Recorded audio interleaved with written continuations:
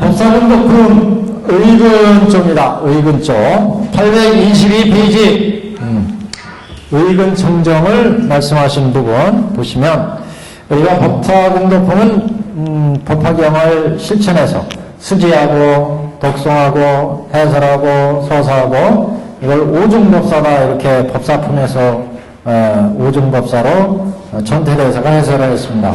그래서 우리가 법화경을 실천하면 육근청정을 이룬다. 그렇게 육근청정을 이루는 그 공덕에 대해서 밝히는 품이 법사공덕품입니다.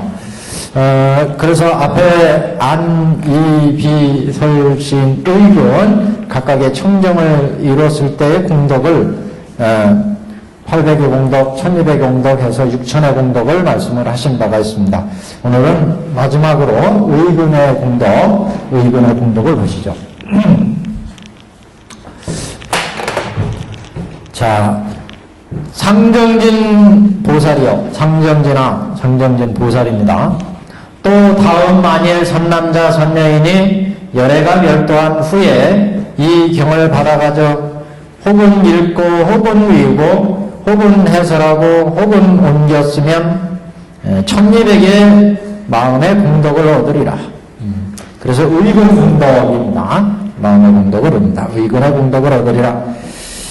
이 청정한 의근으로 한 개성이나 한 구절을 들어도 가히 없는 뜻에 통달하리니 깊이 뜻에 통달한다는 말씀이고 이 뜻을 알고 너희 한 구절이나 한 개성을 연설하되 한 달부터 넉 달 내지 1년에 이르리니 설하는 법이 그 뜻을 따라 다 실상과 같아서 서로 어긋남이 없으며 어긋나지 않으며, 그러니까 여기는 원만하게 설할 수 있다는 얘기죠. 법화경을 우리가 수지, 독송, 해설, 서사해왔는데 법화경이 일대사 인연으로 부처님이 설하신 경이라고 했잖아요. 일대사. 부처님이 출세한 본의를 밝힌 경. 왜 부처님이 이 세상에 나오셔서 그동안 수많은 경전의 말씀이 계셨느냐? 그건 다 일체 중생을 일대사 인연으로 이 세상에 나오셔서 일체 중생을 다 불지경을 열어서 부처의 불도에 들어가게 하기 위함이었다. 이것을 법화경에서 밝혔기 때문에 부처의 진심이 들어있는 그런 경이기 때문에 이 경을 잘 지니고 이게 지닌다는 것이 그래서 의업에 속한다고 그랬습니다. 의업. 뜻을 잘 부처님의 가르침을 잘 지니고 읽고 외우고 그러면 이제 구업이 청정해지고 아까 잘 지니니까 의업이 날로 청정해지고 구업이 또 날로 청정해지고 그 다음에 해설 서사니까 신업이 날로 청정해지니까 안일이 설신이가 이게 여태까지는 중생의 안목에서 보고 듣고 맛보고 그랬는데 천인의 안목, 이승의 안목, 보살의 안목, 이제 부처의 안목이 된다. 그래서 여기에서 이렇게 의근이 청정해지기 때문에 뜻으로 이해하는 이 의근이 청정해지니까 의근으로 청정한 의견으로 한 개성이나 한 구절을 들어도 한량없는 가히 없는 뜻에 통달한다. 깊은 뜻을 한마디로 딱 들어도 한 구절을 들어도 딱 알 수 있다. 그러니까 우리가 원교라고 할 때 그런 얘기를 했죠. 여기가 단복나무가 있으면 천태사귀 할 때 이런 얘기가 나왔어요. 단복나무가 있을 때 여기 향기를 맡거나 여기 향기를 맡거나 여기 향기를 맡거나 다 단복나무 향기. 그래서 이 향기 하나 맡고 전체 이 나무 밑에 향기를 짐작할 수 있는 것. 이게 부처님의 경지다. 부처님의, 그러니까 불안,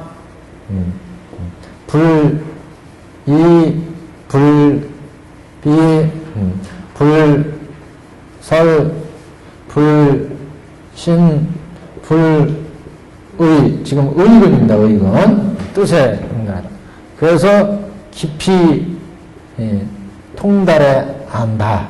의근이 아주 청정해지니까 의근 청정해지니까 한 구절을 듣고도 깊이 통달해야 한다. 부처님의 의근처럼. 그래서 우리는 겨우 한 구절 듣고 그걸 낑낑대면서 해석해가지고 알아듣는 데 비해서 부처님 한복은 이렇게 하나 여기 한 구석의 향기로 전체 향기를 짐작하듯이 부처님은 한 구절의 법문으로 부처님의 전 뜻을 우리가 알 수 있는 깊이 통달하는, 그래서 한 구절을 들어도 한량없는 가해없는 뜻에 통달한다. 그리고 그 다음에 이제 원만히 경을 설할 수 있다. 이 뜻을 알고 이렇게 깊이 통달해서 아니까 원만하게 설할 수 있다는 거죠. 한 구절을 듣고 가해없는 뜻에 통달하기 때문에 이 뜻을 알고 능히 한 구절이나 한 개성을 연설하되 한 달부터 넉 달 내지 1년에 이르기까지 설하는 법이 그 뜻을 따라 실상과 같아서 어긋나지 않는다. 의근이 정량이기 때문에 깊이 원만히 법을 설할 수 있다. 이렇게 두 가지를 지금 의근청정에서 말씀을 하고 있습니다. 지금. 그래서 이 뜻을 알고 능히 한 구절이나 한 개성을 연설하더라도 한 달부터 넉 달, 1년에 일까지 설하는 법이 다 실상과 같이 행설수설 그러잖아요. 행설수설. 가로로 얘기하든 세로로 하든 다 법에 들어맞아요. 부처님의 설법은 불의를 알았을 때 의근이 청정은 여기 유간부터 시작했어요. 유간, 유기 내지 육의, 이건 중생의 그 안목이라고 그랬죠. 중생들은 이렇게 유간으로 보고 고갯덩어리로 우리가 이해를 한다는 거죠. 여태까지 선세의 업, 전세의 업, 현세, 과거의 업, 이게 다 결합돼서 우리 육신은 인연에서 결합돼서 인연에서 고깃덩어리가 태어나서 늙고 병들고 죽어가고 인연에서 결합돼서 가요. 육신에 의한 육근은 다 인연에 의해서 변해서 간다. 근데 이런 육신에 의해서 세상을 보기 때문에 항상 후겁고를 일으킨다고 그랬죠. 후겁고. 그래서 항상 볼 때 미혹되게 본다. 실상을 진실한 대상의 면을 보지 못하고 우리 중생을 보면 이거 내 몸뚱아리구나. 그래서 이 몸뚱아리를 볼 때 성문 연각들은 이건 인연으로 만들어져서 무상하고 무아인 몸뚱아리구나. 이승 성문들은 보살들은 이거 인연에서 만들어져서 현재 인연에서 이렇게 있는 그런 제법 중에 하나구나. 부처의 입장은 볼 때마다 이 5운 12처 18개 모두가 그대로 불성이고 부처인 경지를 불안해서는.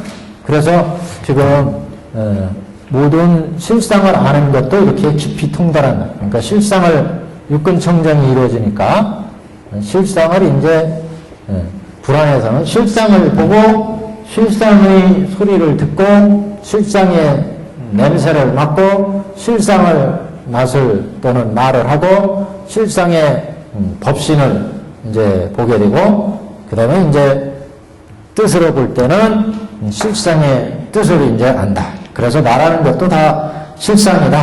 그래서 의근으로는 지금 한 구절이나 한 개성을 연설하되 설하는 법이 다 실상과 같아. 실상법. 실상은 어떻게 보는 거죠? 실상은? 실상. 우리가 저기 방편품에서 얘기했잖아요.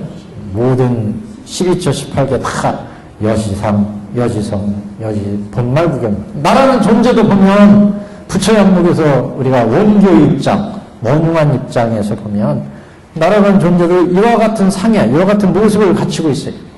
이와 같은 모습 속에는 각각의 다 성질, 성품이 다 다르다.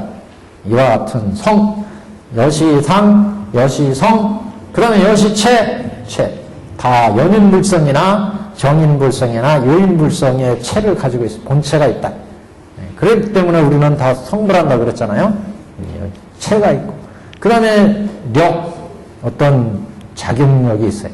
사람으로서의 어떤 자격력을 다 가지고 있다. 짐승으로서 또는 모든 동물로서의 그 다음에 작용 그렇게 생각하시면 되고 여시격, 여시작 그 다음에 여시인, 여시영, 여시과, 여시고예 다 인연에 의해서 내가 지금 존재하고 그 인연의 과에 인연이 결합되면 결과가 만들어지고 결과에서 그러니까 미혹해서 중생이 대상을 보니까 미혹한 인에 의해서 미혹한 인연이 결합되니까 미혹한 과가 신구의 삼업의 과가 만들어지고 신구의 삼업의 과가 만들어지면 보받음이 있다. 과보, 여시보, 여시 본말구경대이다. 그러니까 내 오운이라고 하는 것도 이와 같이 여시상, 여시, 여시체, 여시류, 여시 본말구경 등을 보고 상대방도 여시상, 여시 본말구경 등을 보고 이 세상 모든 불기영화도 여시상, 여시 본말구경 등으로 보니까 그러니까 세상을 실상과 같이 본다. 실상. 그러니까 모든 사건이나 이 세상에 부딪히는 모든 사건이나 일도 여시상, 여시 본말구경 등으로 보니까 야, 이 사건이 이렇게 인연지어서 지금 이런 사건이 만들어졌구나. 실상을 보게 되네, 실상. 그래서, 지금 여기 한 구절이나 한 개송을 연설하더라도 다 그 법이 실상과 같다. 실상과 같죠. 어긋나지 않는다. 부처님은 그 실상을 알고 실상에 의해서 법이 선해지니까 그래서 어긋나지 않는다. 그랬습니다. 혹은 속세간의 경서나 속세간의 경서나 세상을 다스리는 언어학설이나 자생산업 등을 설할지라도 다 정법의 순활이라. 그러니까 자생이라는 것은 우리가 먹고 사는 그런 산업이요. 그런 생활 필수품 이런 산업 활동 이런 먹고 사는데 농사짓고 뭐 하는 일을 하고 하는 거 이게 다 자생산업입니다. 그래서 속세간의 경서나 세상을 다스리는 언어학설이나 자생산업 등을 얘기할지라도 설할지라도 법에 어긋나지 않는다. 정법의 순활이라 정법에 따르게 된다는 거죠. 여기까지가 이제 의근이 정정했을 때 깊이 그 의근이 통달하면 모든 법에 모두 다 통달하게 되고 원만히 설하게 된다. 두 가지 얘기. 그다음 삼천대천세계의 육치중생의 마음에 행하는 바와 마음에 작용하는 바와 마음에 즐겨 논하는 바를 다 알지니 그 기틀 그 중생의 마음에 행하는 바와 그 마음에 작용하는 바와 마음에 즐겨 논하는 바를 다 한다는 얘기는 그 각각의 중생들의 근기, 성품 이걸 다 한다는 거죠. 그 중생의 근기를 안다, 기틀을 안다. 그래서 그 중생이 마음에 지금 어떤 생각을 하고 있느냐, 마음에 행하는 바와 마음에 작용하는 바, 이 사람이 지금 탐욕을 내는구나, 이게 게으른 마음이구나, 어리석은 마음이구나, 어떻게 마음 내고 있는지를 안다.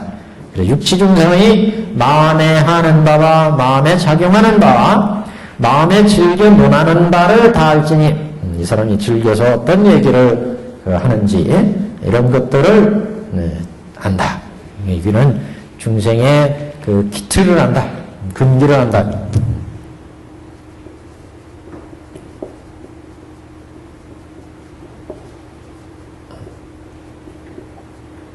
육권 의근 정정했을 때 대천세계 육치중생의 마음에 행하는 바를 안다. 그러니까 육치라고 하는 말은 취자가 이게 인연업을 지어서 선업 악업에 의해서 그렇게 돌아간다는 얘기예요. 육도 윤회하면서 선업을 지면 그 선 악업에 의해서 삼선도 삼학도에 나아가게 되죠. 그래서 그런 관계를 이제 육치중생이다. 육도 윤회하는 중생들 업을 지어서 육치중생의 마음에 행하는 바와 마음에 작용하는 바와 이렇게 중생들이 뭘 좋아하고 싫어하고 선하고 짓는 것을 중생들의 마음을 알기 때문에 그 중생들을 교화할 수가 있죠. 의근이 청정해지니까 아까 깊이 통달하고 원만히 법을 설한다고 그랬잖아요.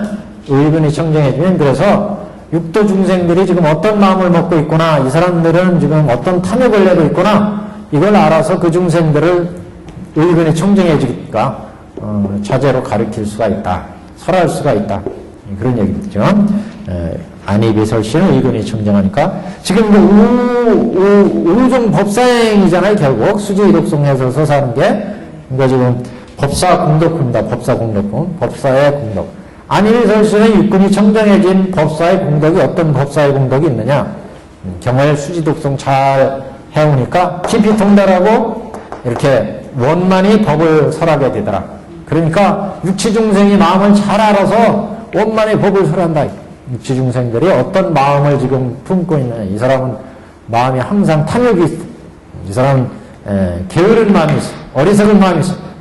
탐욕이 있는 사람한테는 부정관을 얘기를 해주고 세상법이 부정한 것은 탐욕이 막 다 끌어잡으라니까 세상은 부정하다 하는 것을 가르쳐 줘야 되고 진심 화내는 사람이 많은 사람한테는 자비관을 설하고 이런 얘기가 있죠.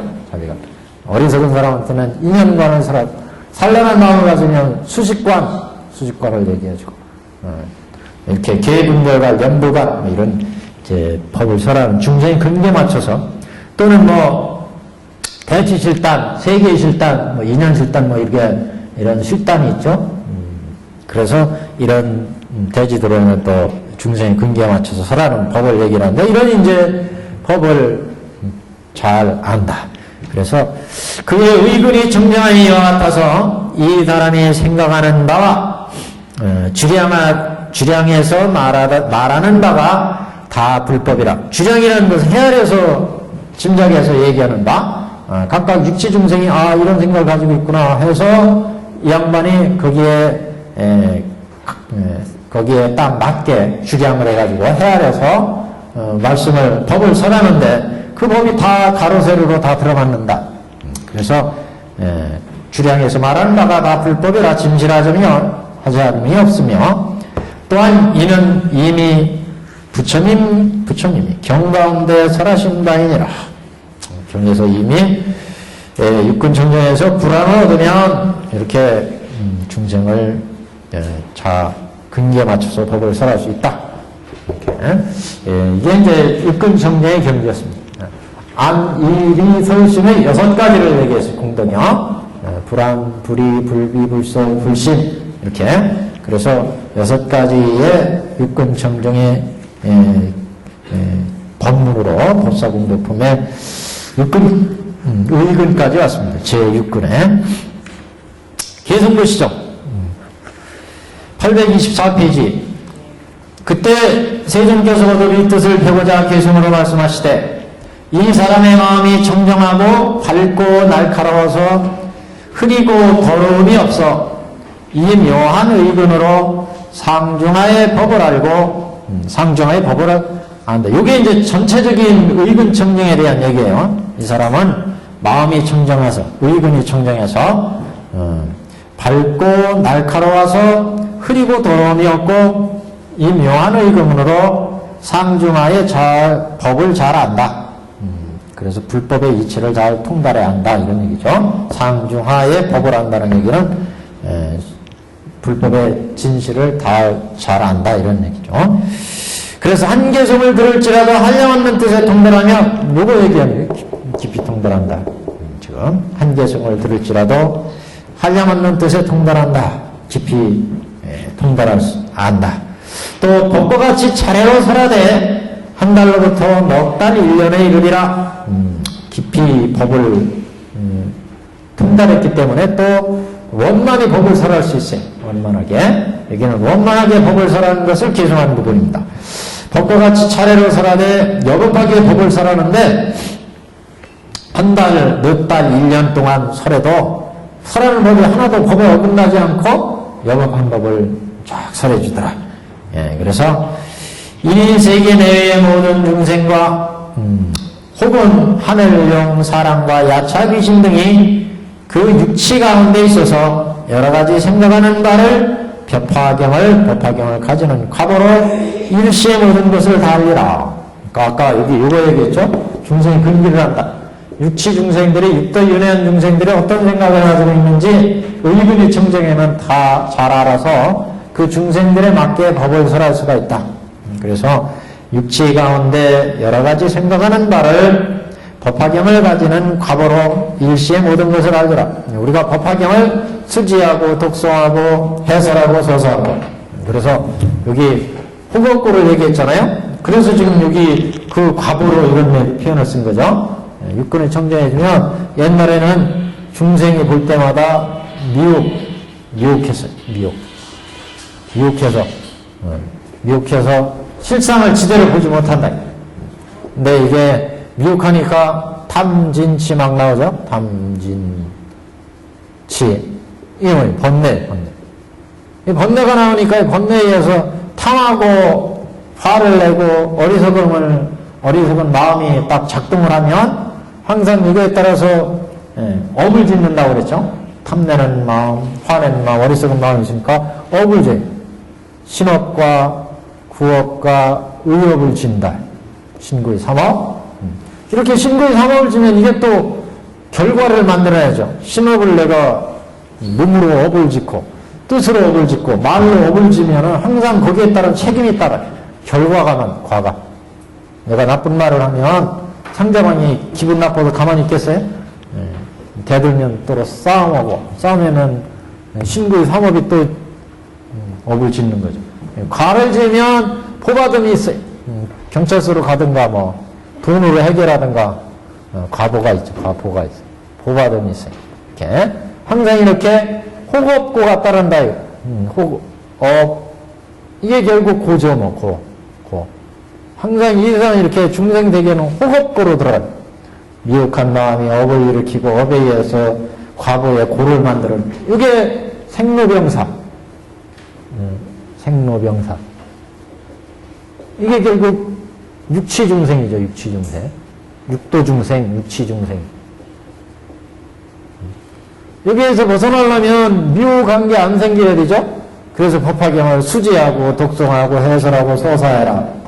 그러면 육근이 청정해지니까 미혹한 마음이 이제 선한 마음으로 바뀐다. 선한 마음. 그럼 선한 업을 질 거 아니겠어요? 선한 업. 선한 과보를 받는 거예요. 선한 과보를. 근데 또 여기에서 이제 법화경을 수지 독송해서 서사하면 선한 마음이 지혜를 받게. 지혜롭게 보고 듣고 맛보니까 미혹한 마음이 지혜롭게 보고 듣고 맛보니까 이 미혹한 업을 안 진다. 안 져. 그래서 이제 업을 안 지니까 신도의 삼업이 안 일어나니까 과보도 안 일어나죠. 과보는 항상 두 가지가 따른다고 했잖아요. 과보는 그 업이 선업이냐 악업이냐에 따라서 주체가 결정되고 국토가 결정됐다. 국토. 그 고는 과보는 선업을 지면 천인으로 되거나 아니면 천인이 사는 국토 천국이 초선이냐 이선이냐 삼선이냐 죄석천이냐 아니면 사천왕천 도리천이냐 야마천이냐 화락천이냐 타화자재천이냐 국토가 정해. 국토.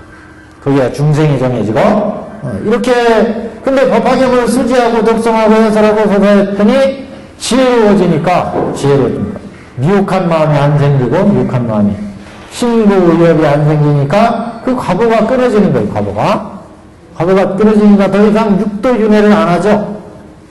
그래서 해안부터 여기는 천안, 해안, 그 다음에 법안, 불안 이렇게 돼 있잖아요. 해안부터 생사가 끊어져요. 이제 법안에 되면은 이제 수많은 보살들을 닦으면서 중생들을 헤아리기 때문에 법신이 운영되니까 중생들을 키워. 불안에 되면은 이제 여기까지가 이제 인이고 여기까지가 과죠. 결과. 만족한 과예요. 부족한 과, 부족과예요. 부족과. 여기는 아직 불과를 이루지 못한 인의 단계. 아직 여기는 불과를 일으킨 불안. 그래서 우리가 지금 이런 육치중생의 단계, 여기에서 법화경을 수지하고 독송하고 해설하면 이게 이제 육근청정이에요. 육근청정. 그래서 이 법화경의 공덕을 지금 여기 법사공덕품에서 6가지의 안이비설신의 육근으로 말씀하는데 전체로 보면 800의 공덕, 1200의 공덕 이렇게 6000의 공덕으로 설명을 쭉 해왔습니다. 사실 이제 그래서 가장 핵심적인 얘기가 법화경의 육군청정의 이 뜻을 이해하시면 여기 이제 여러 가지로 그동안에 불교로 공부한 교리 이런 것들을 덧붙이면 이제 모든 설명이 가능해집니다. 그러니까 그래서 우리가 중생이 이상에 태어난 건 이런 고깃덩어리 분으로부터 업과 나의 업과 인연지어서 이런 이제 육군의 중생의 모습이 갖춰져서 그래서 이렇게 수많은 업을 짓고 육도 윤회하는데 결국 법화경에서 추구하는 것은 이렇게 육안의 육이로 육비, 육설, 육신으로 살아가는 이런 중생의 모습으로부터 벗어나자. 이게 이제 가장 핵심적인 얘기입니다. 그래서 여태까지 이제 그 육군의 공덕에 대해서 말씀을 했습니다. 뒤에도 이제 또 같은 내용이요. 자, 그 다음에 824페이지요.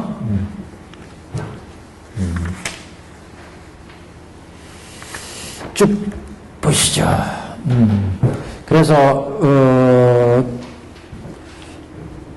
이 사람의 청정하고 밝고 날카로워서 흐리고 더러움이어서 이묘한 의근으로 상중하에 법을 알고 한계송을 들을지라도 한량없는 뜻에 동달하여 법과 같이 차례로 살아대 한 달로부터 넉 달 1년에 이르리라. 그 다음에 이제 이 세상의 내외의 모든 중생과 혹은 하늘 천룡팔고 하늘용 사람과 야차 귀신 등이 육신 가운데 그 육치 가운데 있어서 여러 가지 생각하는 바를 법화경 가지는 과보로 일시의 모든 것을 다 알리라. 세 번째 이거였어요. 육도 윤회하는 중생들의 근기를 다한다.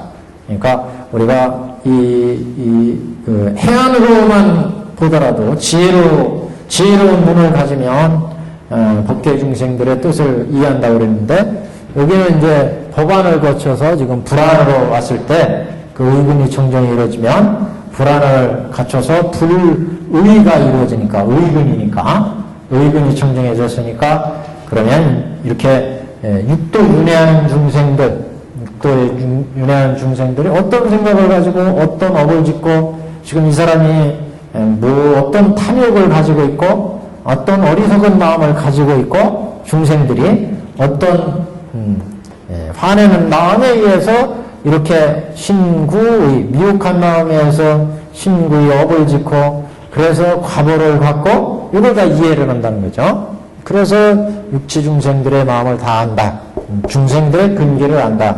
그걸 지금 하늘, 용, 야차, 사람, 귀신 등이 그 육치 가운데 있어서 그들이 생각하는 바를 우리 지금 법화경을 여태까지 수지 독송 해설 서사에서 이렇게 수행해온 가지는 과보로 가지는 과보. 그러니까 우리가 법화경 오중법사 중에서 이 수지법사가 어떻게 보면 가장 기본이 되는 얘기입니다.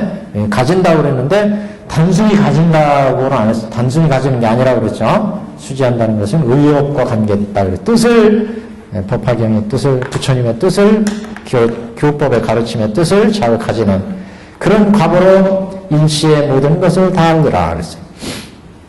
자, 그 다음에 이제 결성입니다.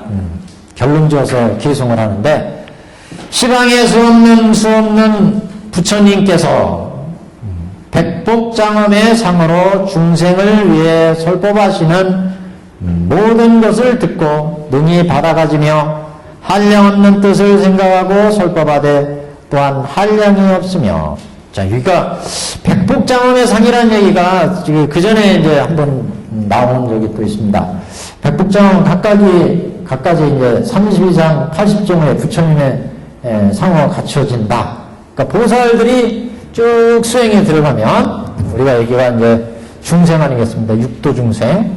육도는 여기가 성문이고 연각이고 보살이고 부처고 육도 중생인데 비록 우리 육도 중생의 인간이지만 인천이 있어요. 인간이지만 육안으로 이렇게 났지만 이 육안에서 천안으로 해안으로, 법안으로, 불안으로 되면 우리 스스로가 이런 천인과 해인과 법안을 갖춘 보살과 부처의 몸이 되는 게 아니라 이런 천인의 여러 공덕 또 해안을 가진 그런 여기는 이제 이승으로 주로 봤죠. 이승 성문연가 이승 여기는 천인 천안 해안 법안 불안이었어요. 그러면 여기는 보살 여기가 부처 아니겠어요? 그래서 이게 문제. 그래서 우리 중생들이 육도 윤회한 중생의 법화경을 수지하고 독성하고 해설하면 이렇게 육안에서 이런 천안의 안목, 이승의 안목, 보살의 안목, 부처의 안목이 갖춰진다. 이거를 지금 여기 백복장엄 이랬어요. 백복장엄. 여러 가지 공덕에 의해서 지금 수많은 백이라는 것은 단순히 백자의 의미가 아니라 많다는 의미, 많잖아. 그래서 수많은 공덕이 갖춰진다. 800의 공덕, 1200의 공덕이 있죠. 800의 공덕, 1200의 공덕이 갖춰진다. 그 공덕이 결국 육안에서 천안으로 되고 천안에서 해안으로 되고 법안으로 불안으로 된다. 그러니까 우리 스스로가 부처님의 장엄이 갖춰진다.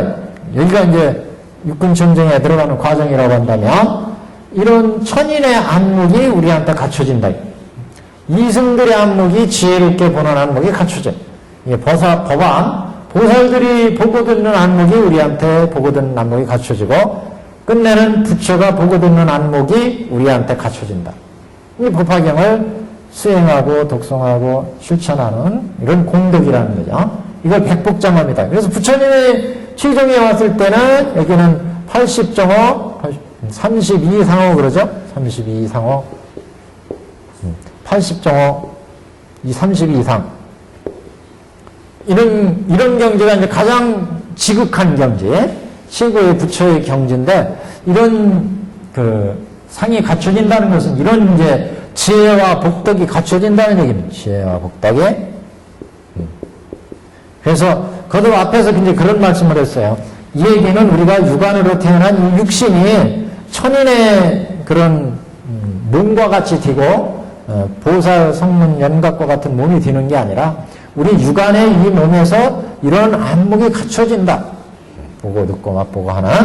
그래서 지금 여기 표현이 백복의 장엄의 상으로 그랬어요. 시방에 수 없는 부처님께서 백복의 장엄의 상으로 중생을 위해 설하시는 모든 것을 듣고 능히 받아가지며 한량 없는 뜻을 생각하고 설법하되 또한 한량이 없으며 그래서 수많은 부처님께서 30 이상 80정호를 갖추고 우리 중생한테 법을 설했는데 우리도 여기에서 법화경을 실천하면 이런 이제 장엄이 이루어진다. 그래서 백복의 장엄의 상으로 중생을 위해 설법하시는 모든 것을 듣고 능히 받아가지며 우리 중생들이 그래서 부처는 불교는 성불에 이르는 그런 법문이다 이렇게 말씀을 하죠. 모든 것을 능히 받아 가지며 한량 없는 뜻을 생각하고 설법하되 또한 한량이 없으며 같은 얘기예요. 여기요. 계속 반복돼서 나오는 지금 깊이 통달해서 알고 원만히 법을 설하고 그래서 중생의 근기에 맞춰서 법을 설해서 중생을 제도할 수 있고 그러니까 아울러서 지혜복덕이 갖추어져 가는 거죠. 그러니까 지금 한량 없는 뜻을 생각하고 설법하되 또한 한량이 없으며 한장 넘깁니다. 826페이지 처음에서 끝까지 망령되거나 착오가 없으리니 법화경을 가진 때문이니라. 자, 그 다음에요. 모든 법의 상을 다 알고 그 원문에는 달명자언 그렇게 되어 있습니다. 실지 제법상 수의식 차제 달명자언 이렇게 모든 법의 상을 다 알고 제법의 상을 다 안다. 그러니까 우리가 제법 실상을 앞에서는 다 안다 이렇게 나왔죠. 제법 실상을 다 안다. 모든 법의 상을 다 알고 뜻에 따라 그러니까 이게 법의 상을 다 안다는 의미를 그냥 단순히 모습만을 다 안다 이렇게 보시면 안 되고 앞에 실상을 다한다고 그랬죠. 실상을. 진실한 모습을 제법 실상을 다한다. 이런 의미로 이제 봐야겠습니다. 그래서 모든 법의 상을 다 알고 뜻에 따라 차례를 알며 명자언에 통달해서 아는 바와 같이 연설하리라. 명자언에 통달한다. 부처님 그래서 그 네 가지 사무해지를 얘기를 했어요.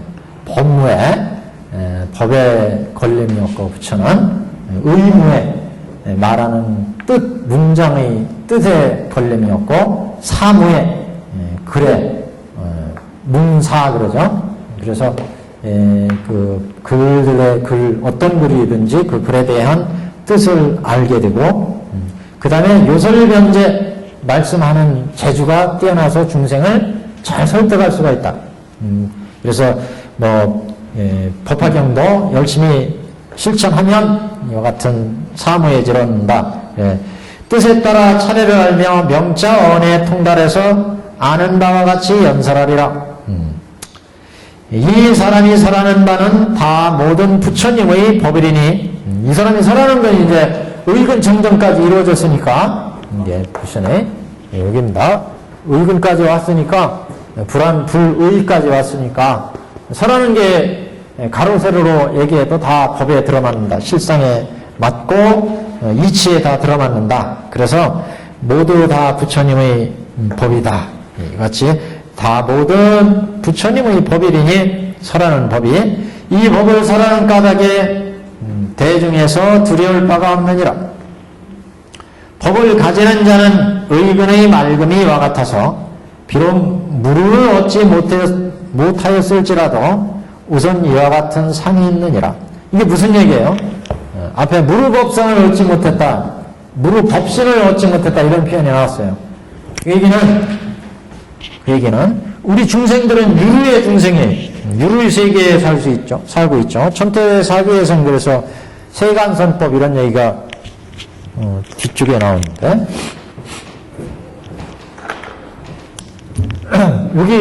여기서부터는 유의 세계예요. 유로. 샌다, 새요.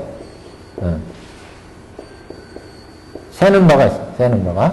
여기서부터는 무릅니다. 무릎. 여기는 새지라는. 여기는, 우리는 그래서 성문부터가 여기가 해안이라고 그러죠. 해안.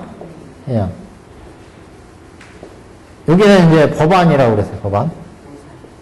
여기는 불안이고, 여기는 유관이에요. 유관. 중생들은 유관으로 보니까, 인연에 의해서 끊임없이 보니까 여기에, 요거죠. 유관으로 보니까 볼 때마다 마음이 새나가니까 탐내고, 화내고, 어리석은 마음이 내가 청정한 마음, 지혜로운 마음으로 대상을 딱 보면 그 대상의 실상을 봐야 되는데, 보여지는 대상의 신실한 모습, 인연으로 만들어진 무상하고 무하구나, 고구나, 그걸 일심으로 그것을 봐야 되는데, 이 중생에서는 마음이 새나가기 때문에 귀로 들리는 소리마다 마음이 움직여. 코로 냄새 맡는 거에 따라서 마음이 움직여. 눈으로 보는 거에 따라서 마음이 움직여. 옆에 좋은 코트 입고 오시면 그거 나도 하나 샀으면 이런 생각. 옆에 누가 60평짜리 좋은 빌라로 이사 갔다 그러면 우리도 그런 집을 샀으면 이렇게 마음이 움직여 새나가요. 이게 탐진시다. 탐내는 마음, 화내는 마음, 어리석은 마음이 끝없이 보는 데 따라서 듣는 데 따라서 새나가.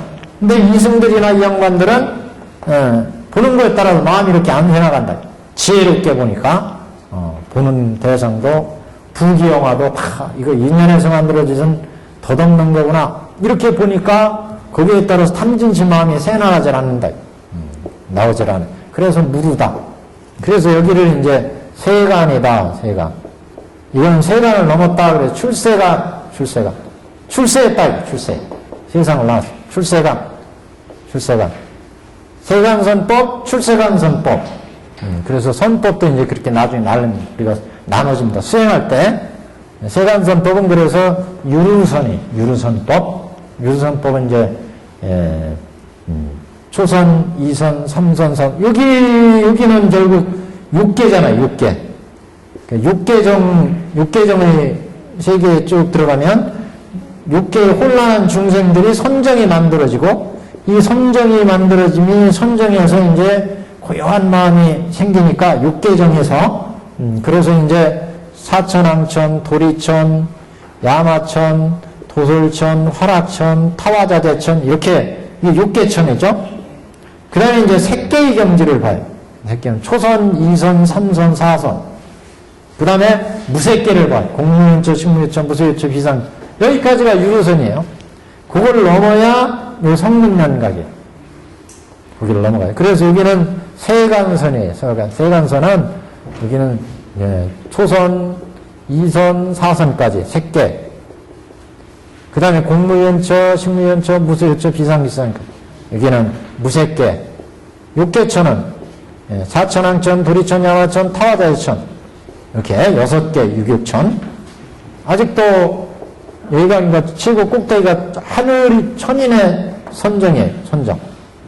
이 새, 여기까지는 아직도 센다. 세기 때문에 생사를 해탈하지 못하는 거예요. 여기서부터가 생사해탈이에요. 생사의 본미를 다 끊고 생로병사의 고뇌로부터 벗어날 수 있는 단계, 생사해탈. 여기가 이제 해탈, 성문이다, 성문. 여기가 아란이잖아요, 아란. 그래서 여기는 세간선문, 출세간선문, 이렇게 얘기합니다.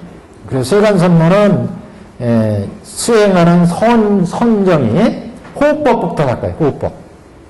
식문이다, 식문. 천태하게 해석하면 그래서 식문을 닦는다. 호흡법. 그래서, 수식법, 수식법, 조식법 이렇게 닦으면, 이런 이제, 무수유처까지 갈 수 있고, 여기는 그래서 넘으려면 이렇게 성문 연각으로 가려면 위파사나를 닦는 위파사나. 여러분 사회에서 사띠라는 말 들어보셨어요? 사띠. 이게 위파사나예요. 이게 사념처를 닦는 거예요. 사념처. 사념처나 위파사나 다 같은 얘기예요. 이 사념처는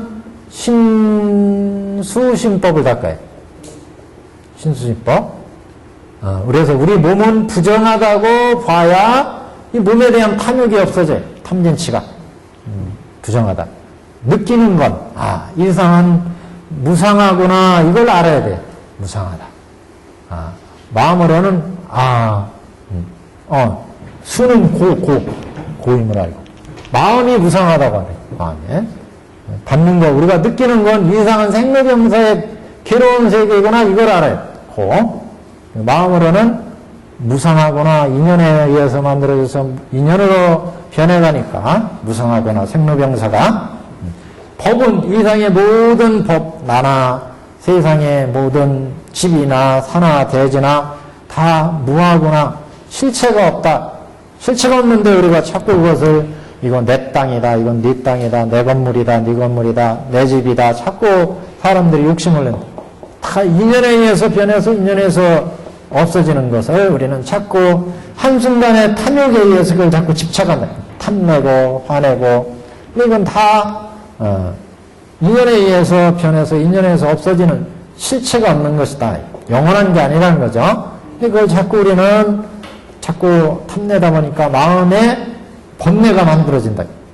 더 많은 재산을 만들어야 되고 저 많은 부귀영화를 누려야 되고 더 많은 권력을 얻고 싶고 다 이게 인연에 의해서 변하는 무상한 건데 사람들이 이렇게 취한다.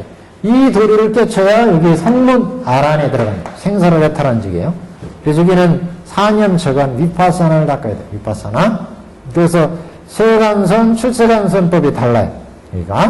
여기는 식문, 사념처를 닦는 것은 그래서 모든 법을 보기 때문에 이건 생문이라고 합니다. 생문. 법의 실상을 잘 관해야 돼요. 그래서 여기는 관법이에요, 관법. 잘 관을 가지고 운영해요.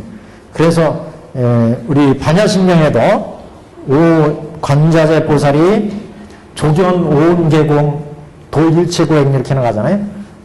잘 조견해 봐야 돼요. 잘 견해, 조견, 비추어서 잘 살펴야 이 관을 깨달았기 때문에,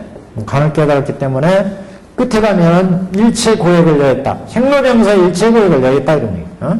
그래서 생사고액을 여야 아란이고, 호설에서는 이제 이렇게 지혜와 복덕을 정함해가지고 수많은 중생을 제도하고, 그래 완전한 부처가 되기 때문에 이렇게 장엄해가는 과정이고, 전체 선법도 결국 불교를 통틀어 보면 이런 얘기입니다. 경전에서 말씀하는 게. 그래서 여기에서 이제 출세한 선법이나 교학적으로 성문 연각이 되는 것은 생사고해를 벗어나기 위해서, 이건 이제 관이라고 하는 실천의 측면이고, 교법으로는 이렇게 생사를 뛰어넘는 교법은 사제 12연계. 12연계. 이제 교법이죠. 이건 관이고, 그래서 교관상수다 이런 말 들어보셨죠? 교관상. 교적으로는. 그래서 경전에서는 교법을 그래서 자꾸 사제를 안경에서 사제, 오운, 10제, 18개 이 얘기를 계속 말씀하십니다. 생사를 뛰어넘어야 된다. 생사를 해탈해야 된다.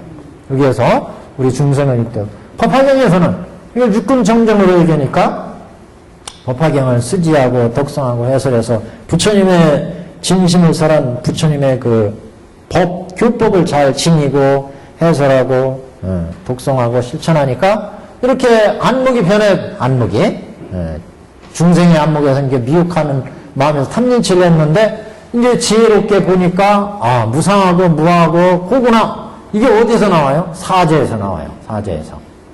무상하고 무하고 고인 거 아는 거 사제 12연기법에 나오는 얘기예요. 결국 이게 사제, 이성은 인연에서 만들어져서 인연에서 생로병사가 이루어지는구나. 이건 고제. 이 고는 왜 만들어졌냐? 인연에 의해서 결합해서 변해서 없어지니까. 이 집제를 하니까 눈을 크게 뜨고 정견을 봐라. 정견, 정사유, 정어, 정명, 정정. 그러니까 팔정들. 그러니까 사제예요, 사제. 결국 12연기도 무명에 생이 나오고 행이 나와서 식이 나오고, 식이 나와서 존재. 그 다음에 노사가 이루어진다. 이걸 관하기 때문에, 이 교관이 결국, 다른 게 아니죠. 결국 닦는 것도 생문, 유름문, 무름문 닦는 것이고, 교법도 결국 생사를 해탈하는 교법. 그러니까 이렇게 안목이 중생의 안목에서 천인의, 이승의, 해안, 보살, 부처의 안목이 우리 중생의 안목에서 갖춰진다. 그래서 이제 가로로 세로로 이렇게 부처의 의근이 정정해지면 불의가 갖춰지니까 부처의 안목이 보는 것도 불의로, 불안으로 보고 불이로, 귀로, 부처의 귀로 듣고 부처의 코로 냄새 맡고 부처의 입으로 말을 하고 맛을 보고 부처의 몸으로 접촉하고 느끼니까 부처의 생각으로 세상 모든 것들을 생각하니까, 그러니까 가로로 세로로 다 법에 맞는다. 그런 말씀이십니다. 자, 여기까지 이제 결국 우리가 다 읽었나요? 조금 남았나? 명자원 얘기 나왔고, 제일 밑에 줄이 이제 정리하고 있습니다. 826페이지에 여기서부터 한번 보죠. 중간 밑에 법화경을 가지는 자는 의근의 맑음이, 의근이 청정함이 이와 같아서 비록 무를 얻지 못했을지라도, 이걸 얘기하다 그러네요. 무루. 우리가 여기는 무루라고 했어요. 무루의 이런 경제는 얻지 못했다 하더라도 무루의 천인이나 이승이나 보살이 되지는 않았다. 우리가 부모의 나의 업에 의해서 이 세상에 와서 지금 육도 윤회의 이 세계에 살고 있잖아요. 아직 이 세상의 사람이라 이게 유루의 사람이지만, 무루의 사람은 아닌 유루의 사람이지만 우리 중생의 이 현재 상태에서 법화경을 수지하고 독성하고 그러면 이런 천인과 성문과 영업과 보살이 보고 듣는 그런 안목을 우리가 장엄하게 된다, 갖추게 된다. 그래서 이런 그 무를 얻지 못하였을지라도 비록 이와 같은 상을 가지느니라, 있느니라. 이 사람이 이 경을 가지고 희환경제에 편안히 머물러, 그러니까 뭐 희환경제를 이제 알고 보고 듣고 그러는 거죠. 중생의 상태에서. 희환경제에 편안히 머물러 일체 중생이 환희하고 사랑하며 공경하여 능히 천만 가지의 착하고 경외한 말로 분별하여 설하리니 법화경을 가진 때문이니라. 법화경을 가지면 이렇게, 그 보통 뭐 여기만 가도 환희심이 난다 그랬죠. 이게 초선. 여기 초선만 들어가도 법에 대한 즐거움이 생겨. 여긴 중생이 육안으로 보고 육이로 들으니까 이 육신이 보고 듣고 맛을 보고 접촉하고 생각하는 거 이거에 의해서 살아가잖아요. 그래서 오욕락을 누리며 산다고 그랬죠. 오욕락. 눈으로 보는 거, 귀로 듣고, 인연에서 눈으로 보고, 인연에서 코로 냄새 맡고, 인연에서 우리가 음식을 먹고 말을 하고, 몸으로 옷을 입고, 다 오욕락이에요. 이렇게 해서 살아가는데, 적어도 이제 초선 경제만 들어가더라도 선열식 법열식 한다고 그랬죠. 선열식 법열식. 네. 선정의 즐거움에 의해서 음식을 사 선열식.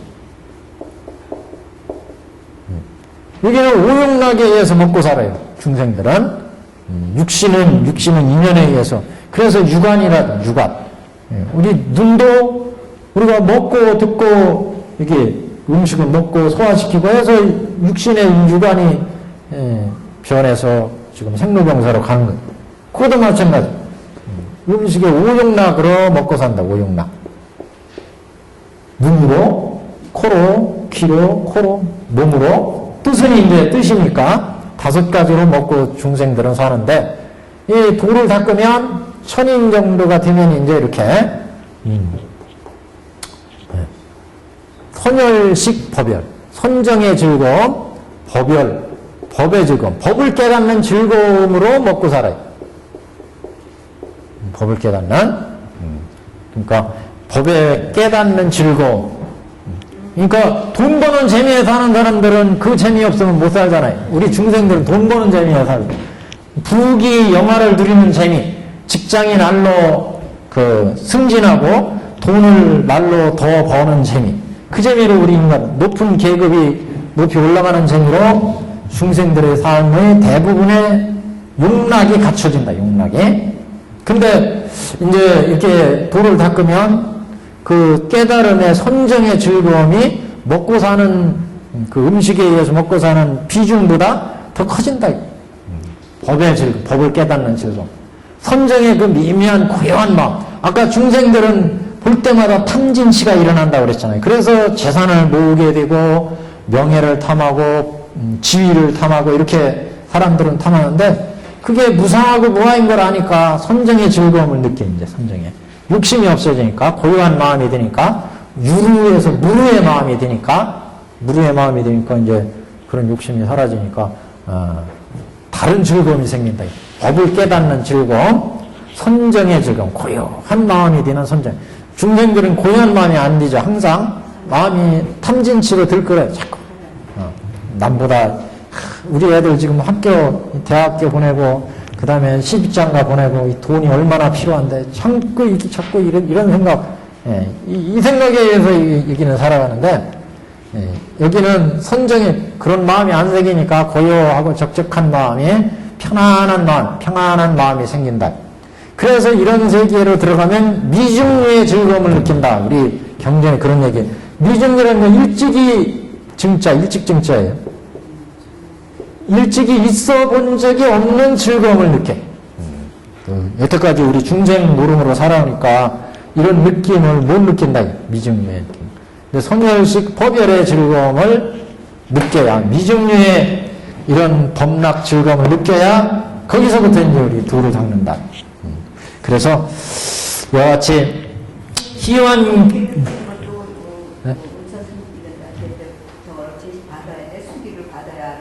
수기요? 뒤에 이제 상불경 보살품이라는 데 가면 이제 수기를 주는 경우도 있죠. 법화경의 한 구절이라도 저 앞에 수의품에서 벌써 그런 얘기가 나왔죠. 법화경 한 구절이라도 잘 수의하고 그것을 실천하면 그런 사람은 미래에 다 불도를 이루리라. 수기 줬잖아요, 수기. 보편적인 수기가 다 이루어졌어요, 이미. 네.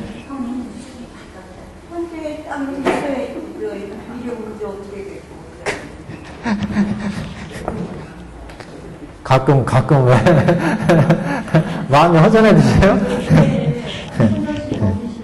그러니까 선열식 법열식을 느껴야 된다는 거죠. 느껴야 되는데 중생심에서는 그게 근데 우리 보사님은 그동안에 오랫동안 법화경 수지 독성하셔서, 걱정하지 마세요.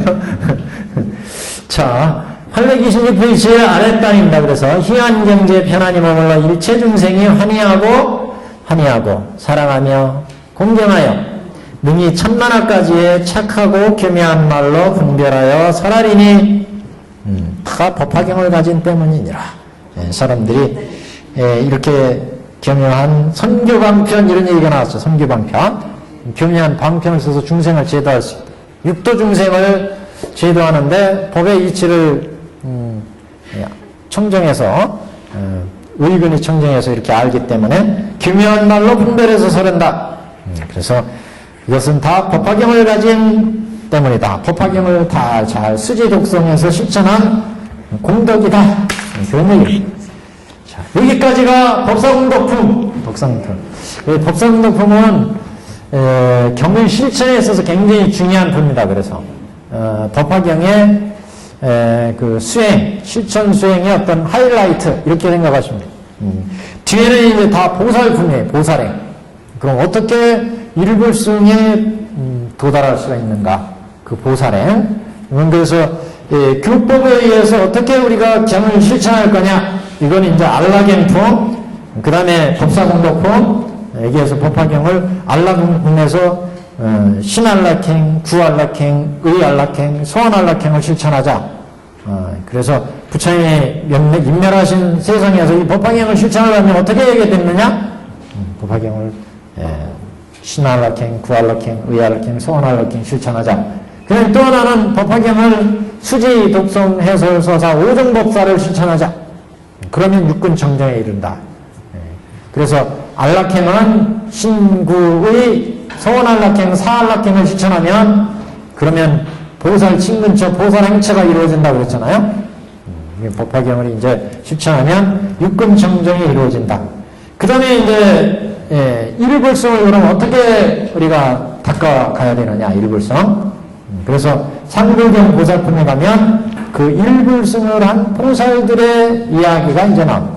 그래서 뒤에 쭉 가시면 다 상불경 보살품, 뒤에 또 묘보살품, 야광보살본사품, 그 다음에 뭐 묘장원왕 보살품, 뒤에 보현보살본발품까지 다 일불승에 도달하기 위해서. 여기 이제 불도의 장엄에 관한 여기 부처죠. 불도를 장엄해가는 이 보살들의 보살행에 대해서 나옵니다. 우리는 어떻게 보면 여기에서 우리가 어떻게 실천하느냐를 이제 얘기를 했는데, 이제 여기 불도에 들어가는 각가지 보살행을 이제 얘기합니다. 여태까지는 우리가 법화경 육도중생의 입장에서 어떻게 보면 초점이 육도중생의 입장에서 어떻게 법화경을 실천할 거냐? 수지, 독성, 해설, 서사에서 오종법사를 실천하자. 신구의 서원, 알라행, 닦자. 이렇게 얘기했다면 이제 보살도를 닦아서 어떻게 불도를 장엄해 가느냐 이걸. 그래서 수지, 독성, 해설, 서사에서 이제 중생의 입장에서 어떻게 법화경을 실천할 건지를 다 말씀을 했기 때문에 이제 그러면 보살행 닦아서 어떻게 불도에 들어가느냐? 그 불도에 들어가는 보살행은 도대체 어떤 보살행이냐? 그걸 이제 보여줍니다. 그래서 이 보살행으로 가면 이제 무지하게 확대가 돼요. 법계가 전체가 확대가 돼가지고, 세월이라는 거, 시공을 초월한 보살행을 이제 얘기해요. 시공을 초월한 보살행. 한마디로. 그래서, 상불경 보살품의 보살행은 상불경 보살의 본사, 전세의 상불경 보살이 어떻게 수행하였느냐. 그 상불경 보살행이 결국 부처가 되는 보살행이었다. 상불경 보살의 정신이 성가문이었다. 이렇게 나오잖아요. 그런 이제 본사의 이야기가 상불경 보살품에 나옵니다. 우리 법화문구에서 이 부분을 해설한 부분이 있어서 오늘 가지고 나왔습니다. 여기에 한번 보시면 상불경 보살품을 해석한다. 불경이라는 경자가 이제 가벼울 경자죠. 그래서 상자는 항상 상자예요. 그래서 항상 불경, 가벼이 하지 않는다. 경하게 하지 않는다. 그러니까 모든 중생들을 상대해서 중생들을 교화하거나 법을 펴거나 할 때 모든 중생들을 불경이 경하게 생각하잖아요. 이 상불경 보살은. 그래서 이름이 상불경이라. 모든 중생들을 왜 상불경이라고 생각했느냐? 모든 중생들은 다 불성을 가진 그런 부처가 되실 분입니다. 부처가 되실 분. 우리가 저기 신의 품에서 장자궁자에 비유했잖아요. 장자궁자. 궁자가 우리 중생이었어요. 근데 이 궁자가 누구로부터 떨어져 나왔어요? 장자. 아버지 장자. 아버지 장자는 누구예요? 부처를 의미해요. 부처.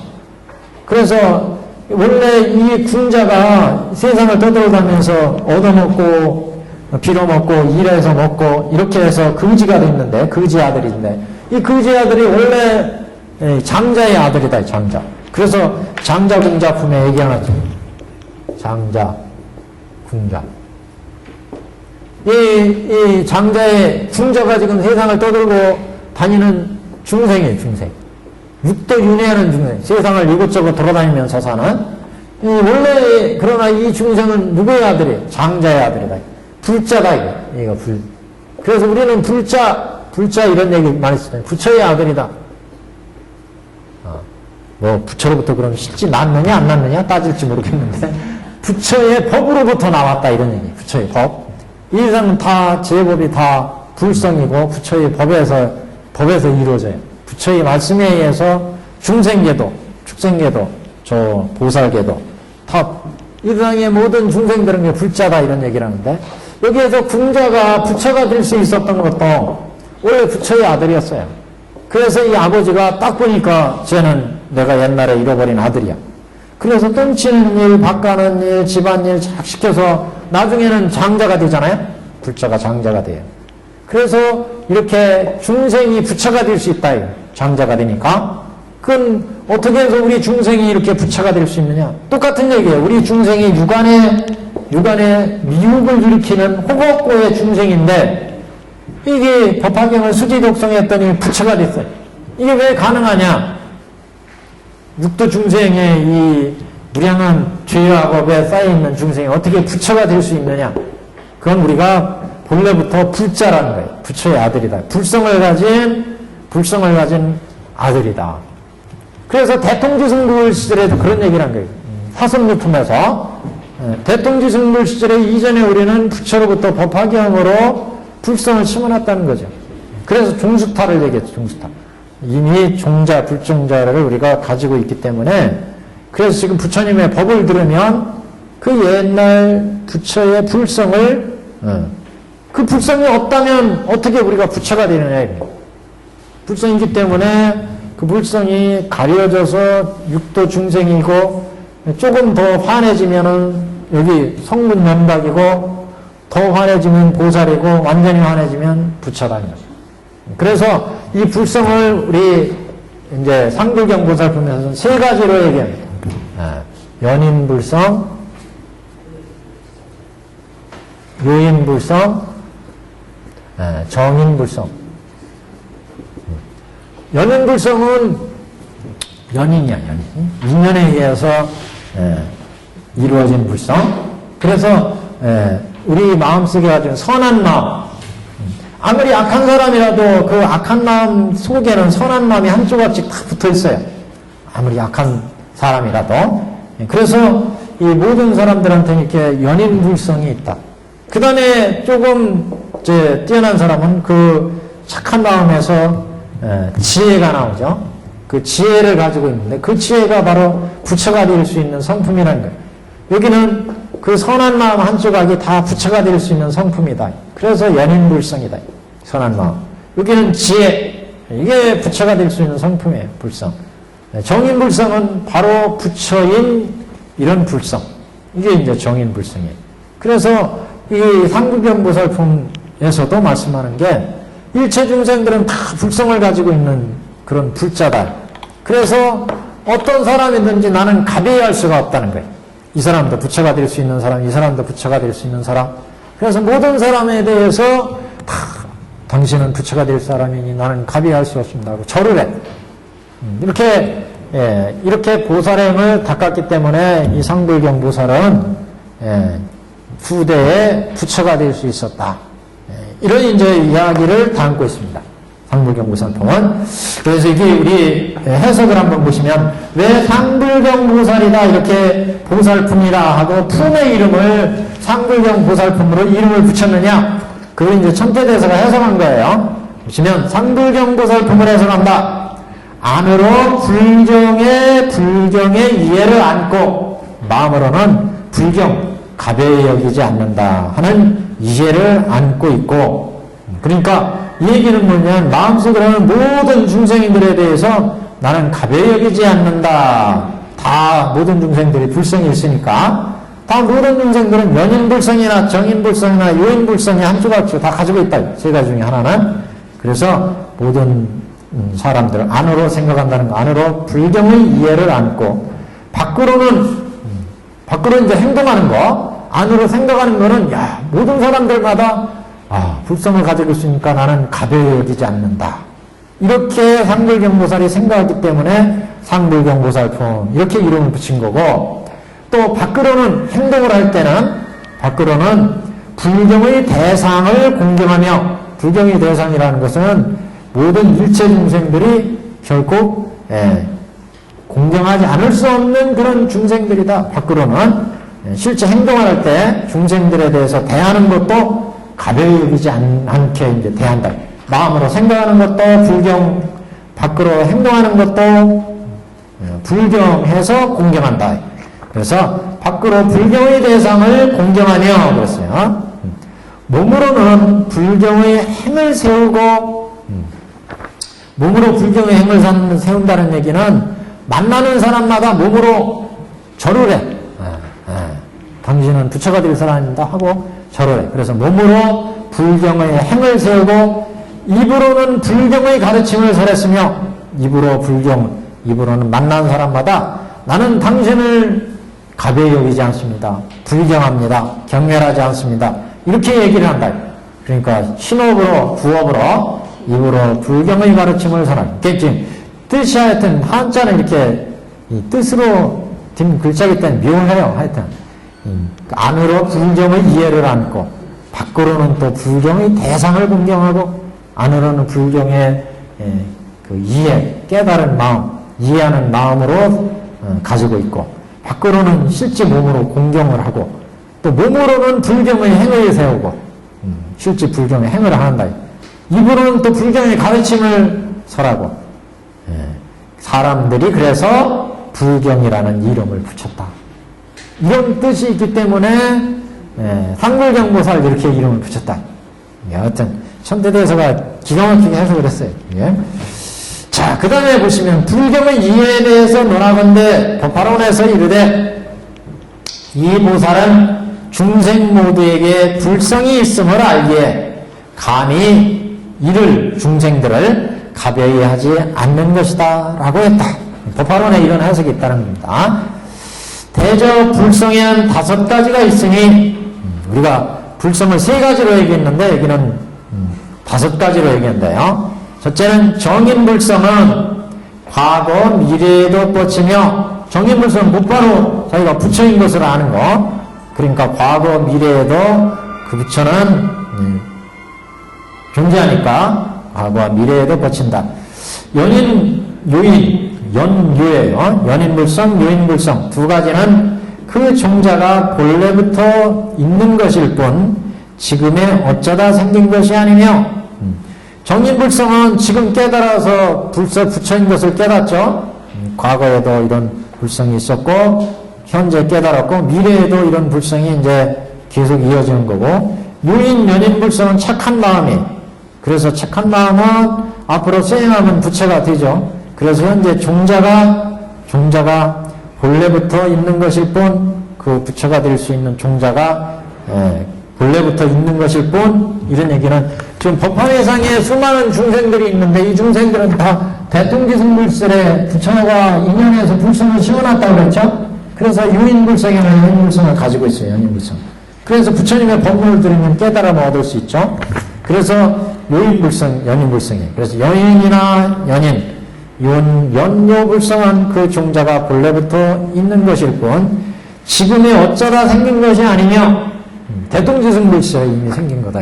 지금 어쩌다 생긴 게 아니에요. 과성과 과가성은 결정적으로 마땅히 이를 얻으리니 과성은 다음에 그 결과에 의해서 과보에 의해서 그 불성이 수행의 결과로 해서 얻어지는 깨달음을 의미하고 과가불성은 그 열반 과가불성은 그 올해 그 대자재로 얻어지는 해석을 한번 보시면 정인불성은 본래부터 구비된 불성으로 이것은 있음으로 해서 수행과 깨달음이 있게 된 그래서 수행의 인위 단계에 있는 불성이 유인불성, 연희불성이고 깨달음이 과에 있는 불성이 정인불성인데 그 단계가 과불성과 과가불성이다. 수행에 의해서 깨달음이 얻어졌으니까 과에 또는 과에 그 과에 그래서 열반 이렇게 지금 보고 있어요. 거기 아래에 주 한 번부터 보여요. 주부터 불성에는 5가지가 있으면 이렇게 나오죠. 정인불성, 유인불성은 해설에서 누차례 나왔으니까 그래서 연인불성은 앞에 해석이 있고 과불성은 수행의 결과로 얻어지는 보리. 그러니까 우리가 영축상에서 부처님의 지금 연인불성, 유인불성을 가지고 있어요. 이렇게 연인불성, 유인불성. 대통지승불 시전에 부처님의 법문을 들었으니까 그 연인, 유인불성을 가지고 있는데 영축상에서 부처님의 법문을 들었어. 그래서 깨달음이 열렸어요. 그러면 과불성이에요. 사리불존자가 그랬죠? 사리불존자가 부처님의 방편품의 법을 듣고 깨달음을 얻었어요. 그때 사리불을 유인불성이라고 그랬어요. 근데 대통지승불 시절에 그 화성유품에 가면 아직도 깨달음을 열리지 않은 사람들이 있었어요. 그 사람들은 과거 대통지승불 시절에 부처님과 연을 맺은 바가 있다. 결연한 바가 있다. 그래서 그걸 깨우쳐서 항무학들이 깨달음 얻었어요. 이 사람들은 연인불성의 사람들이다. 연인불성. 그래서 과불성은 그런 연인불성, 유인불성들이 부처님의 법을 듣고 깨달음을 얻었어요. 그러면 결과로 부처가 됐죠? 이걸 과불성. 과가불성은 이제 대열반에 들어가요. 대열반. 그래서 과가불성은 온갖 번뇌를 모두 끌어서 대자재를 얻은 열반. 그래서 대열반은 그래서 정인불성은 본래부터 구비된 불성이니 이것이 있음으로 하여 수행과 깨달음이 있게 된다. 그래야 수행의 인의 단계에 있는 불성이 유인불성, 연인불성이요 깨달음의 과의 단계가 과불성, 과가불성이다. 무슨 얘기인지 아시겠죠? 그래서 우리가 법화경에서 보자면 지금 영축산에서 부처님이 설법을 하고 있어요. 그래서 방편품에서 법사를 딱 하니까 아무도 못 알아들었는데 사리불은 알아들었어요. 사리불을 지혜제일이라고 그러죠? 지혜제일 사리불은 깨달음 얻었어요. 이 사람은 이제 요인불성의 분이다. 이렇게 얘기를 하죠. 근데 여기에 또 법설의 깨달음 얻지 못해가지고 이제 숙세인연설을 설해. 숙세인연설. 숙세인연설을 설해가지고 과거에 결연 대통지승불 시절에 부처님과 묘법연화기역으로 인연을 심어놨다. 그래서 이때 종자가 불종자를 심어놨다. 그래서 현재 부처님의 설법을 듣고 이렇게 깨달음을 열지 못했지만 옛날에 인연을 맺은 바가 있다. 그래서 연인불성이 있다는 거죠. 불성. 결연을 맺은 바가 있어요.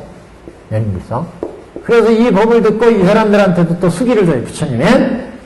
그래서 앞으로 불도를 이루리라. 그래서 요 사리불이나 연인불성, 여기 요인불성이나 이것은 아직 불과가 이루어진 인이고 대등지승 여기는 정인이죠. 정인. 옛날 과거 때부터 부처니까 정인이. 그래서 여기는 인이고 여기는 과이다. 이렇게 이제 볼 수 있죠. 그래서 여기를 과불성, 여기를 이제 요인불성 또는 정의불성, 또 여기 대열반을 이뤘을 때는 이제 우리는 과가불성 이렇게 얘기를 합니다. 보통은 이제 3가지 상불성을 얘기를 합니다. 요인불성, 요인불성, 정인불성. 예, 그 얘기예요, 여기가요. 그래서 이 과거불성 이렇게 얘기를 합니다. 대조불성에는 5가지가 있으니 정의는 과거, 미래에도 뻗치며 연인불성, 요인불성은 그 종자가 본래 있는 것일 뿐 지금에 어쩌다가 생긴 게 아니고 과성, 과거성은 결정적으로 마땅히 이를 얻으리니 결코 거짓이 아니다. 이를 불경의 이해라고 한다. 그래서 앞으로 모든 중생들은 부처가 되실 분 이렇게 얘기를 하니까 갸베 여기지 않는 것에 대한 이해다. 이런 이해를 가지고 사람들에게 적용컨대 저들 또한 이가 들으니 이리 보물 불경의 대상을 공경한다고 이런 것이며 이 대상을 공경하는 까닭에 불경의 행위다고 하며 이 말을 설하는 까닭에 불경의 가르침이라고 한다. 당신은 갑이 부처가 되실 분이니까 갑이 여기지 않는다. 이렇게 설하는 것은 이제 불경의 말씀을 설하는 대상을 공경하는 까닭에 불경이다. 행위죠, 행. 옛날에 비방한 자들은 이를 가지고 사람에게 이름을 붙였고 지금의 경가는 이것을 가져다가 품에 이름을 붙인 것이다. 옛날에 경을 비방한 자들, 이런 상불경 보살을 비방한 자들은 이를 가지고 항상 공경하는 상불경 보살을 이제 상불경이다 이렇게 이름을 붙였고 이를 실천하는 사람은 안으로 밖으로 상불경을 행했으니까 상불경이고 무슨 얘기인지 아시겠어요?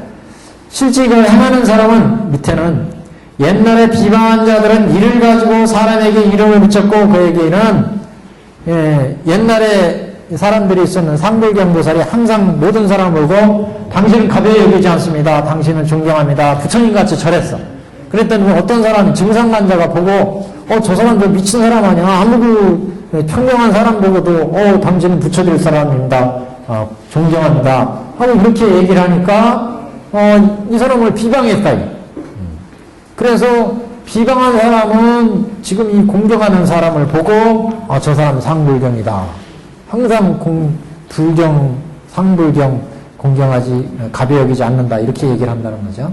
비방한 사람도 그 모습을 보고 상불경이라고 했고 그 상불경을 행하는 사람도 행위나 생각하는 거나 가르치는 거나 다 상불경이라. 그래서 두 가지 의미에서 상불경 이렇게 이름을 붙였다 그런 얘기. 근데 이제 여기 가시죠. 지금 우리가 여기 상불경 보살이 있어요. 상불경. 왜 상불경 보살품이라고 했느냐? 나머지 수많은 사람들이 있어. 사람들이요. 이 사람들에 대해서 다 불경 가벼이 여기지 않는다. 다 가벼이 여긴다고 사람들을 다 존경하고 안으로 밖으로.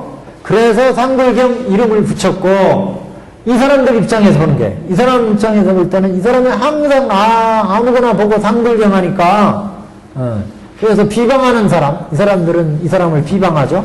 이 비방하는 사람도 항상 저 사람이 누구든지 보고 불경 하니까 그래서 저 사람은 상불경이다 이렇게 이름 붙였다. 이게 두 가지 의미예요. 뜻을 하면 신맥입니다. 그래서 옛날에 비방한 자들은 이를 가지고 사람에게 이름을 붙였다. 비방하는. 지금의 경가는 이것을 가져다가 이 품에다가 상불경보살품 이렇게 이름을 붙였다. 자, 진실산매에서 이르되 부처님이 부왕을 위하여 설하셨다. 이건 이제 그 불성에 대한 얘기를 이제 설명하는 내용인데요. 이제 부왕은 이제 석가모니 부처님 아버님을 얘기하는 거예요. 그래서 견실산매는 견실산매를 말씀하는 경 대보적경을 얘기한답니다. 이게 그래서 대보적경에서 이르되 이런 말씀이에요. 부처님이 부왕을 위하사 설하셨다. 그 석가모니 부처님이 어느 날 자기 아버님을 위해서 정만원을 위해서 이제 법을 설한 적이 있었다. 그때 이제 얘기해요. 이게 뭐라고 해서 일체는 다 부처입니다. 이렇게 얘기를 했어. 부처님이 일체 중생은 다 부처입니다 하고 부처님이 정만왕 계신 자리에서 말씀을 했다. 그러니까 이 입장은 뭐예요? 상불경보살하고 똑같은 거죠. 나는 당신들이 부처가 될 뿐이니까 당신들이 거지이거나 어른이거나 애들이거나 보살이거나 모든 사람들 보고 당신은 부처가 되실 뿐이니까 나는 존경합니다. 이렇게 보살행을 행했어요. 근데 부처님이 어느 날 여기 수많은 사람들이 있어요. 여기에는 왕도 있고 거지도 있고 부처님의 아버님도 있고 이 사람들은 다 부처가 될 사람입니다. 그 얘기. 일체는 다 부처입니다. 이렇게 얘기했다. 그 얘기하고 똑같은 얘기라는 거예요. 이 얘기하고 지금요. 그러니까 이건 원교적인 입장의 말씀이다. 이게 불안으로 얘기한 거니까 이거는요. 부처의 안목에서 지금 말씀한 거니까. 일체 중생은 지금 여기 거지가 있고 뭐 부처가 아닌 사람도 있고 부처는 부처 하나뿐이었잖아요. 근데 이 양반이 모든 사람들에서 당신은 일체 중생은 다 부처입니다. 이렇게 얘기한 거예요. 그 얘기는 이 상불경보살이 행한 거하고 똑같다 그런 얘기예요. 당신이 모든 당신들은 부처가 될 사람이니까 나는 당신들을 가벼이 여기지 않습니다. 당신들을 존경합니다. 이렇게 보살행을 행했어요. 같은 얘기다. 그런 지금. 그래서 일체는 다 부처입니다. 그랬더니 정반왕이 물어보시더라. 이게 말씀을 물었습니다. 정반왕 왕이 물었다. 일체 중생이 곧 부처라는 말씀입니까? 그 이상하죠. 그러니까 이 입장은 이 입장이에요. 지금 비방하는 사람들. 꼭 비방한 건 아니지만 반대의 편의 입장이다. 어떻게 이 부처가 아닌데 다 부처라고 합니까? 그런 의미죠. 일체 중생이 곧 부처라는 말씀입니까? 그랬더니 부처님께서 대답하셨다. 만약 있는 그대로 중생을 본다면 그곳에서 곧 부처임을 확인하게 될 것입니다. 있는 중생들의 모습을 지대로 봐라. 불안을 보면 다 정인불성, 유인불성, 연인불성을 가진 다 불성을 가진 사람이에요. 다 부처가 될 사람이에요. 그러니까 나는 당신은 일체 중생은 다 부처입니다. 이렇게 지금 부처님은 말씀을 한 건데 정반왕의 입장에서 보면 그게 무슨 얘기야? 나도 부처고 너도 부처고 다 부처란 얘기야? 지금 그런 말씀이에요. 지금 어떻게 일체 중생이 곧 부처란 말씀입니까? 하고 부처님께 여쭤본 거죠. 그래서 부처님께서 대답하기를 만약 있는 중생을 그대로 본다면 그대로 중생을 본다면 그것은 곧 부처임을 확인하게 될 것입니다.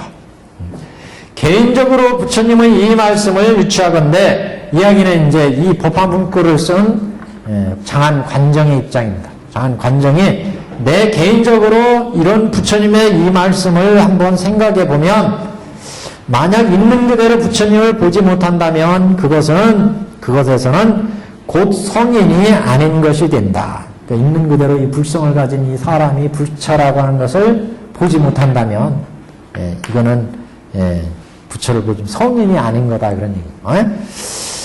비유하자면 처음으로 관역을 쏘는 것을 배우는 데 있어서 관역에다 활을 착 쏘잖아요. 활을 쏠 때 처음에 관역을 쏘는 것을 배우는 입장에서는 어긋남이 많고 들어맞으면 적을 것이나 땅으로 관역을 삼을 때는 어느 경우나 맞지 않음이 없다. 그렇잖아요. 관역을 딱 쓰면은 잘 쓰면 가서 들어맞고 잘못 쓰면 다 땅으로 떨어지죠. 근데 땅을 향해서 쏜다면 그 위에서 쓰든 아래에서 쓰든 다 땅으로 떨어져요. 그러니까 다 관역에 맞는 편이야. 이건 이제 일체 중생을 다 부처로 보는 입장이고 아까 전자의 경우는 그런 성인의 입장이 아닌 데서 이제 보는 입장이고 이걸 이제 비유한 겁니다. 그래서 비유컨대 처음으로 관역을 쏘는 것을 배우매 어긋남이 많고 들어맞음이 적을 것이나 땅으로 관역을 삼을 때는 어느 경우나 다 들어맞더라. 어느 경우나 다 연인불성, 유인불성, 정인불성을 가진 부처다. 그래서 부처로 본다는 거죠. 만약 현성을 분별한다면 어느 것이 이것이요 어느 것이 아니라고 하리요. 있는 그대로 가나면 모두가 곧 부처인 것이다. 처음 것은 인연의 해석이요 뒤의 것은 원교의 해석이다. 땅에 떨어지는 입장으로 설한 것은 원교적인 해석. 그러니까 의금 청정이 이루어졌을 때 성경 입장에서 본 입장이다. 이런 얘기죠. 한 장 넘겨보겠습니다.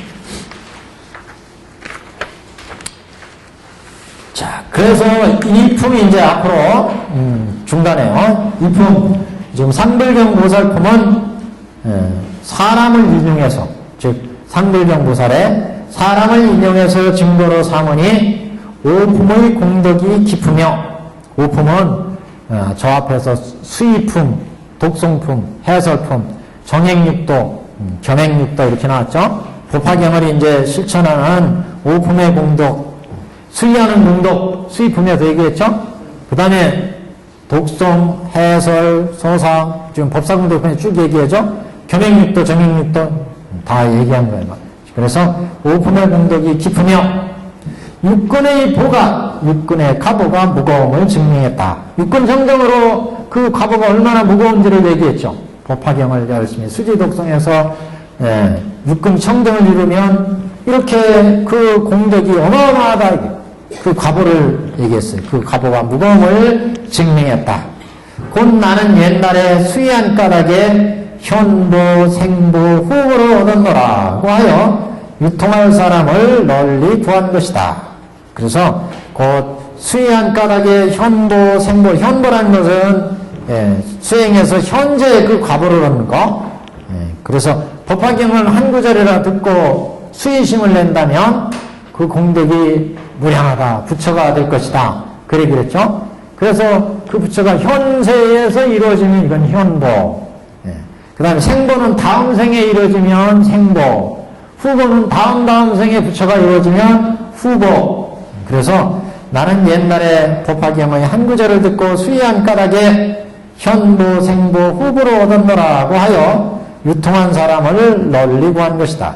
법화경에서 이제 법화경을 그 모든 상불경보살이 법화경의 가르침을 실천하면서 일체 중생은 다 부처가 될 사람이다 이렇게 공명해서 펴죠.